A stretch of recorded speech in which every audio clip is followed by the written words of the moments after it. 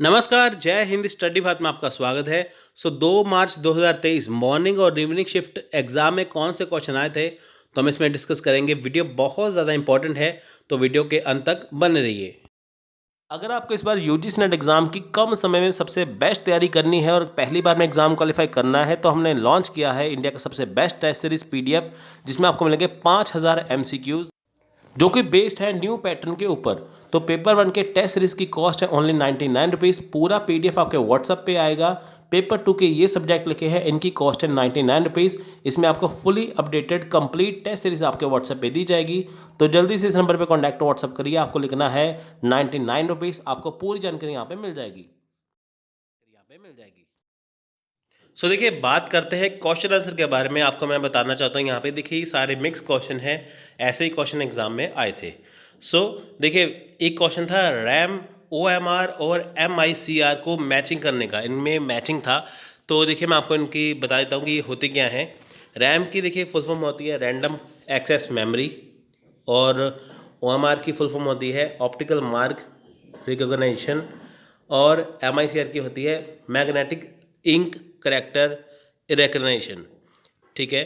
देखिए यहाँ पे क्या है, रैंडम एक्सेस मेमोरी क्या होती है, इनकी रैम क्या होती है। एक हार्डवेयर होता है कंप्यूटर डिवाइस में, इनकी कंप्यूटर में, तो जहाँ से कंप्यूटर ऑपरेट करता है। आपने सोचा होगा ना, जैसे आपका मोबाइल फ़ोन है ना, तो उसमें होता है ना 4 GB रैम है और 32 GB आपकी मेमोरी है। तो ऐसा होता है ना, जैसे लैपटॉप में होता है 4 GB रैम है, 8 GB रैम है। तो ये रैम होती क्या है कि एक कंप्यूटिंग डिवाइस होती है जो कंप्यूटर सिस्टम को क्या है ऑपरेट करता है, किसी सिस्टम को ऑपरेट करता है। तो इसमें जो डाटा होता है, तो वो जो डाटा होता है ना, जैसे इसमें जो डाटा होता है तो आप उसे इजीली क्विक जो है वो उसे प्रोसेस करता है ये। तो ये मेन मेमोरी होती है कंप्यूटर की या हमारे मोबाइल फ़ोन की। उसके बाद देखिए OMR शीट क्या होती है। OMR क्या होता है, देखिए आपने देखा होगा, जैसे हम पहले ऑफलाइन ऐसे एग्ज़ाम देते थे, हमारे सामने एक शीट रखी जाती थी तो जिसमें आंसर को सर्कल करना होता था। इस शीट को देखिए एक मशीन में डाला जाता है, तो जिसे स्कैन किया जाता है मशीन के द्वारा, तो वो ये पता करते हैं आपने कितने क्वेश्चन के आंसर सही दिए, कितने के गलत दिए। तो ऑटोमेटिकली ये शीट मशीन में डालते ही वो आपका जो रिज़ल्ट है वो फटाफट से एनालाइज कर देगा कि आप पास हुए या फेल।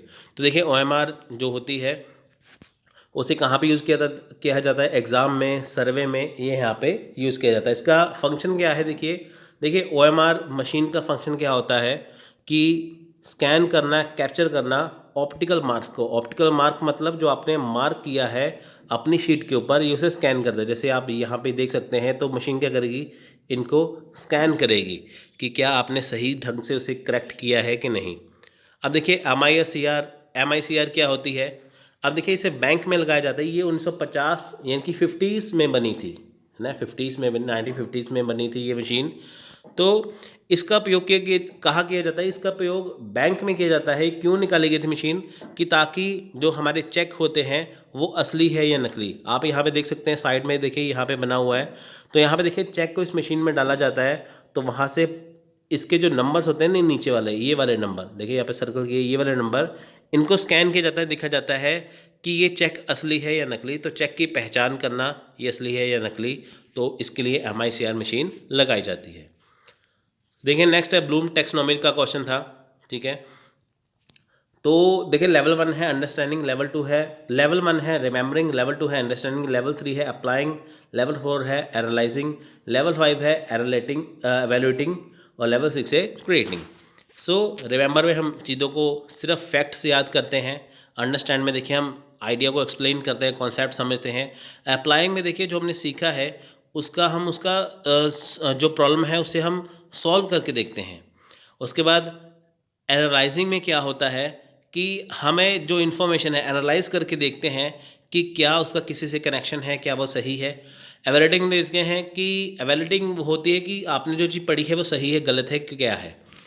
क्रिएटिंग में क्या है कि हम कुछ नया क्रिएट करते हैं अपनी तरफ से। तो ये 6 लेवल है ब्लूम टैक्सोनॉमी के। देखिए नेक्स्ट क्वेश्चन है question number 3, a person who receive message call. जो पर्सन मैसेज को रिसीव करता है उसे क्या कहते हैं, देखिए क्वेश्चन रिपीट हुआ है ये वाला, उसे बोलते हैं रिसीवर। जैसे मान लीजिए कि मैं हूँ, आपको पढ़ा रहा हूँ, यहाँ पे क्वेश्चन बता रहा हूँ, तो मैं हूँ सेंडर, क्योंकि मैं आपको इन्फॉर्मेशन दे रहा हूँ। आप है रिसीवर, आप इन्फॉर्मेशन ले रहे हैं। जैसे आपको कोई कॉल करता है तो आपने फ़ोन उठाया, तो आप हुए रिसीवर, और जो आपको कॉल करके बता रहा है, मैसेज दे रहा है, वो होता है सेंडर। उसके बाद देखिए व्हाट इज़ एक्सेल। एक्सेल के रिगार्डिंग क्वेश्चन था, वो पता नहीं क्या था, लेकिन एक्सेल एक्सेल के रिगार्डिंग था। अब एक्सेल क्या होती है, देखिए एक्सेल, देखिए माइक्रोसॉफ्ट एक्सेल, जिसे MS एक्सेल भी बोलते हैं, वो कंप्यूटर में यूज़ किया जाता है। तो इसे क्यों यूज़ किया जाता है, देखिए ये इसे enables user to format, organize and calculate data in spreadsheet. Spreadsheet तैयार की जाती है जिसमें डाटा को कैलकुलेट किया जाता है, ऑर्गेनाइज किया जाता होता है ना, जैसे लिस्ट बनी होती है, लिस्ट 1 2 3, जैसे मान लीजिए कि कोई पर्सन 100 आदमी है ना, तो जैसे 100 बच्चे हैं, 100 बच्चों के देखिए यहाँ पे रिजल्ट निकालने हैं।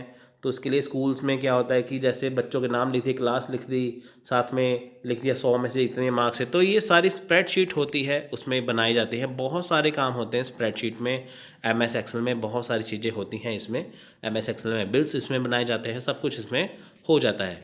इसमें देखिए कुछ चीज़ों को ऐड करना, चेंज करना, सब कुछ इसमें हो जाता है आराम से। तो इसमें लार्ज नंबर बॉक्स होते हैं जिसे सेल्स बोलते हैं। सो उसे रो एंड कॉलम में ऑर्डर में रखा जाता है, रो में भी, कॉलम में भी। सो नेक्स्ट देखिए क्वेश्चन है, in which level of teaching the main focus is laid on capturing and systematic presentation of idea and information.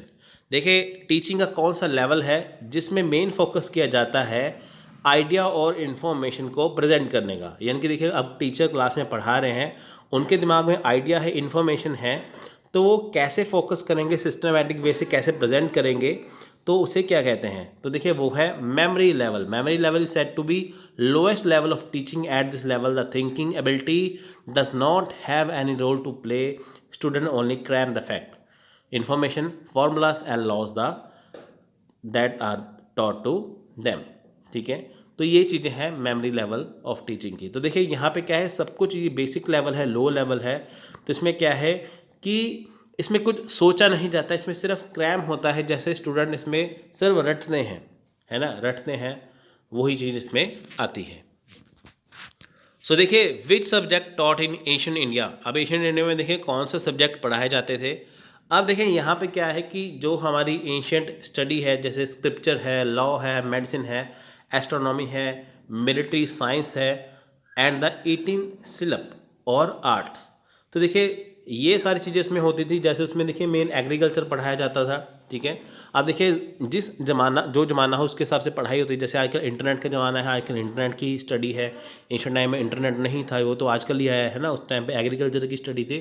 तो ऐसे करके ये वहाँ पे सब्जेक्ट थे।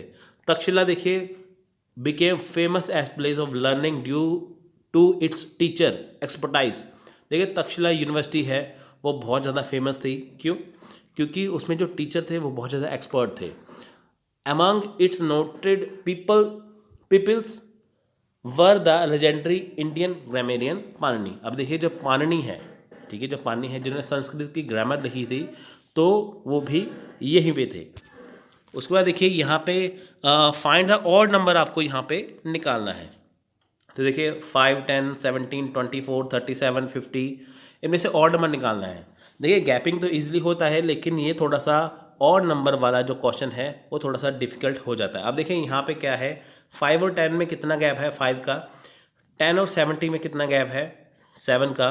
और 70 और 24 में कितना गैप है, यहाँ पे कितना गैप है, देखिए यहाँ पे 5 7 है ना, आगे 9 का गैप आना चाहिए, लेकिन यहाँ पे 70 24 में कितना गैप है, यहाँ पे 7 का, जबकि आना चाहिए था 9। ठीक है, तो यहाँ पे 24 की जगह पे 26 आना चाहिए था, तभी 9 का गैप आता। तो ये क्या है, ये ऑड है। So which of the following are e learning platforms. अब देखिए इनमें से ई लर्निंग प्लेटफॉर्म कौन से हैं। सो स्वयं Prabha and MOOCs are e learning platform. आपको ये पता है ना, स्वयं भी ई लर्निंग है, स्वयं प्रभा जिसके 34 चैनल वो भी ई लर्निंग है। यहाँ से आप कोर्स फ्री में कर सकते हैं, गवर्नमेंट के द्वारा रन किए जाते हैं। नेक्स्ट है रूसा पर्पस। देखिए रूसा क्या है, राष्ट्रीय उच्चतर शिक्षा अभियान, इसकी फुल फॉर्म है राष्ट्रीय उच्चतर शिक्षा अभियान। ये इसका पर्पस क्या है, क्यों बनाया गया। देखिए यहाँ पे क्या है, सेंट्रल गवर्नमेंट ने क्या किया कि कंट्रीब्यूट किया कि ताकि जो स्टेट यूनिवर्सिटी है उसे और ज़्यादा बढ़िया बना सकें। देखिए जितनी स्टेट यूनिवर्सिटी है उनका लेवल हाई करना, इसलिए इसका काम था सेंट्रल यूनिवर्सिटी का कंट्रीब्यूशन देना। रूसा एक अलग से आप देखेंगे जितने भी कॉलेज हैं यूनिवर्सिटी हैं स्टेट की, वहाँ पे क्या है कि एक अलग से ब्लॉक बनाया गया है, रूसा ब्लॉक। क्यों बनाया गया है कि ताकि वहाँ पे इसकी जो क्वालिटी है एजुकेशन की बढ़िया बना सकें। इसमें क्या होता है कि जैसे लर्निंग एनहेंस होती है, बेटर रिसर्च होती है और इनोवेशन प्रमोट होते हैं, स्पेशल तरीके से क्रिएट किया गया है। सो नेक्स्ट है देखिए RFID फुल फॉर्म। देखिए सबसे इंपॉर्टेंट क्वेश्चन है RFID। अब RFID होती क्या है? देखिए RFID tags are typical tracking system that use radio frequency to search, identify, track and communicate with item and people.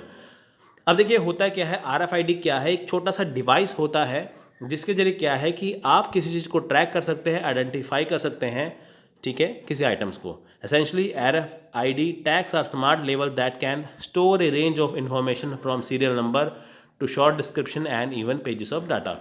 अब देखिए RFID टैग्स एक लेबल होता है, स्मार्ट लेबल होता है जिसके जरिए चीज़ों को सीरियल नंबर पे लगाना होता है। आपको मैं सिंपल सा एग्जांपल देता हूँ। मान लीजिए कोई मॉल है, अब मॉल में देखिए 1 लाख चीज़ें हैं, है ना, 1 लाख चीज़ें हैं वहाँ पे। अब देखिए उसको मैनेज कैसे करना है, सबके नंबर लगाना है ना, सबको नंबर लगाना है, सबको ये भी चेक करना है कि मान लीजिए कि वहाँ पे कोई आदमी आ गया, है ना, गलत इरादे से आ गया, उसने कहीं पे चीज़ छुपा ली, तो कैसे पता चलेगा? अब देखिए सिक्योरिटी गार्ड तो सिक्योरिटी गार्ड जितने मर्जी रख लो, लेकिन फिर भी स्मार्ट तरीके से आपको देखना है कि आपको घाटा ना हो, आपका मॉल है, आपकी बड़ी जगह है, वहाँ से कोई चोरी ना हो जाए, है ना। तो दूसरी बात क्या है कि आपका जो सामान है सारा सीरियल नंबर में लगा हो, तो आपको चेक करना है, वो सब कुछ इसके लिए लगाया जाता है। आप देखिए यहाँ पे कुछ जीन्स हैं, यहाँ पे देखिए एक छोटा सा टैग होता है। आप कहीं भी मॉल में जाएंगे, बड़े बड़े शॉप्स पे जाएंगे, यहाँ पे ये लगाया जाता है, ये होता है RFID, है ना। RFID ये होता है, इसके जरिए क्या है, इसको स्कैन जब करते हैं वो, इसके जरिए क्या है, इसका नंबर आ जाता है यहाँ पे कि ये कौन से नंबर की पैंट है, ये कौन से नंबर का है। अगर देखिए ये टैग लगा के आप ऐसे ही पैंट उठा के बाहर ले गए मॉल से, तो पता चल जाएगा आपने बिल नहीं पे किया, तो आपको वो पकड़ लेंगे। अगर ये जब बिल होता है ये उतार लेते हैं टैग, तो आपको वो ऐसे ही जीन्स देते हैं, जिससे पता चल रहा है आपने बिल दे दिया। अब देखिए ये ट्रैक कैसे होता है, जैसे ये मशीन है, ये छोटा सा टैग है।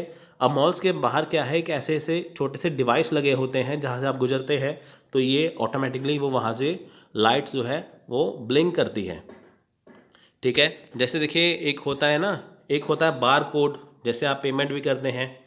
एक होता है कि स्कैन कोड होता है, जैसे एक होता है ना लाइन्स वाला कोड होता है, वो प्रोडक्ट की इन्फॉर्मेशन देता है। ये होता है RFID कोड, जो बड़े बड़े मॉल्स में इस्तेमाल होता है चीज़ों को आइडेंटिफाई करने के लिए। तो ये स्मार्ट तरीका है कि ताकि चोरी ना हो और जो सामान है वो सीरियल नंबर से लग सके। अब देखिए आपको पता होगा RFID क्या है। दूसरी बात देखिए, जब आप ऐसे ही कोई ऐसा बॉक्स उठाते हैं, है ना, अपना सामान लेने के, देखिए यहाँ पे सेंसर लगे होते हैं, ये वाले हम कहते हैं ना ये क्या चीज़ है, ये सेंसर होते हैं। तो यहाँ पे क्या है, इस सेंसर से सब कुछ पता चलता है। अब देखिए who founded Banaras Hindu university? Madan Mohan Malviya, ठीक है। अब देखिए काशी हिंदू विश्वविद्यालय किसने बनाया था?